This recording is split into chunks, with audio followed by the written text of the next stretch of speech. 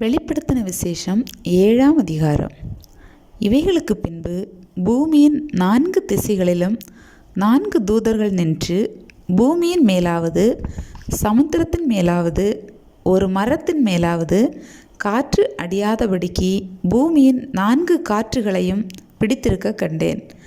ஜீவனுள்ள தேவனுடைய முத்திரை கோலையுடைய வேறொரு தூதன் சூரியன் உதிக்கும் திசையிலிருந்து ஏறிவர கண்டேன். அவன் பூமியையும் சமுத்திரத்தையும் சேதப்படுத்துகிறதற்கு அதிகாரம் பெற்ற அந்த 4 தூதரையும் நோக்கி, நாம் நமது தேவனுடைய ஊழியக்காரரின் நெற்றிகளில் முத்திரை போட்டு தீருமளவும் பூமியையும் சமுத்திரத்தையும் மரங்களையும் சேதப்படுத்தாதிருங்கள் என்று மகா சத்தமிட்டு கூப்பிட்டான். முத்திரை போடப்பட்டவர்களின் தொகையை சொல்ல கேட்டேன். இஸ்ரவேல் புத்திரருடைய சகல கோத்திரங்களிலும் முத்திரை போடப்பட்டவர்கள் 144,000 பேர். யூதா கோத்திரத்தில் முத்திரை போடப்பட்டவர்கள் 12,000. ரூபன் கோத்திரத்தில் முத்திரை போடப்பட்டவர்கள் 12,000. காத் கோத்திரத்தில் முத்திரை போடப்பட்டவர்கள் 12,000. ஆசேர் கோத்திரத்தில் முத்திரை போடப்பட்டவர்கள் 12,000. நப்தலி கோத்திரத்தில் முத்திரை போடப்பட்டவர்கள் 12,000. மனாசே கோத்திரத்தில் முத்திரை போடப்பட்டவர்கள் 12,000. சிமியோன் கோத்திரத்தில் முத்திரை போடப்பட்டவர்கள் 12,000. லேவி கோத்திரத்தில் முத்திரை போடப்பட்டவர்கள் 12,000. இசக்கார் கோத்திரத்தில் முத்திரை போடப்பட்டவர்கள் 12,000. செபுலோன் கோத்திரத்தில் முத்திரை போடப்பட்டவர்கள் 12,000. யோசிப்பு கோத்திரத்தில் முத்திரை போடப்பட்டவர்கள் 12,000. பென்யமீன் கோத்திரத்தில் முத்திரை போடப்பட்டவர்கள் 12,000.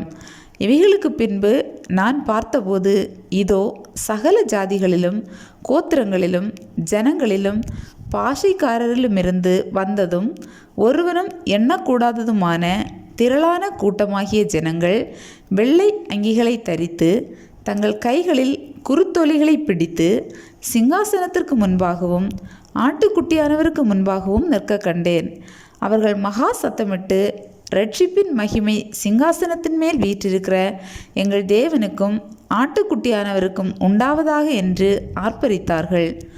தூதர்கள் யாவரும் சிங்காசனத்தையும் மூப்பர்களையும் 4 ஜீவன்களையும் சூழ நின்று சிங்காசனத்துக்கு முன்பாக முகங்குப்புற விழுந்து தேவனை தொழுது கொண்டு, ஆமேன், எங்கள் தேவனுக்கு துதியும் மகிமையும் ஞானமும் ஸ்தோத்திரமும் கனமும் வல்லமையும் பலனும் சதா காலங்களிலும் உண்டாவதாக, ஆமேன் என்றார்கள். அப்பொழுது மூப்பர்களில் ஒருவன் என்னை நோக்கி, வெள்ளை அங்கிகளை தரித்திருக்கிற இவர்கள் யார்? எங்கே இருந்து வந்தார்கள் என்று கேட்டான். அதற்கு நான், ஆண்டவனே, அது உமக்கே தெரியும் என்றேன். அப்பொழுது அவன், இவர்கள் மிகுந்த உபத்திரவத்திலிருந்து வந்தவர்கள். இவர்கள் தங்கள் அங்கிகளை ஆட்டுக்குட்டியானவருடைய இரத்தத்திலே தோய்த்து வெளுத்தவர்கள் ஆனபடியால் இவர்கள் தேவனுடைய சிங்காசனத்திற்கு முன்பாக இருந்து இரவும் பகலும் அவருடைய ஆலயத்திலே அவரை சேவிக்கிறார்கள். சிங்காசனத்தின் மேல் வீற்றிருக்கிறவர் இவர்களுக்குள்ளே வாசமாயிருப்பார். இவர்கள் இனி பசி அடைவதும் இல்லை, இனி தாகம் அடைவதும் இல்லை. வெயிலாவது உஷ்ணமாவது இவர்கள் மேல் படுவதும் இல்லை. சிங்காசனத்தின் மத்தியில் இருக்கிற ஆட்டுக்குட்டியானவரே இவர்களை மேய்த்து இவர்களை ஜீவ தண்ணீருள்ள ஊற்றுகள் அண்டைக்கு நடத்துவார். தேவன் தாமே இவர்களுடைய கண்ணீர் யாவையும் துடைப்பார் என்றான்.